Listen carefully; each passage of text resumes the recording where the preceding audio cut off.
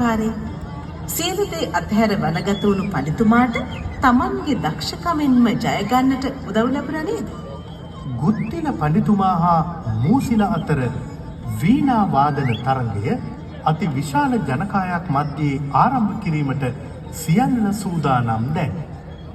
තරගය නරඹන දිනෝ 1000ක් මහා ජනකායක් අතරේ මුලින්ම අසුන්ගෙන සිටින්නේ බරණැස් රජතුමා. තරග වේදිකාව ඉහළ අහසේ සක්‍ර දෙව්තුමන් සහ සුධර්මා බිසව ප්‍රධාන දෙවඟනන් රැසක් පැමිණ බලා සිටිනවා වීණා වාදන තරගය ආරම්භ වන තුරු.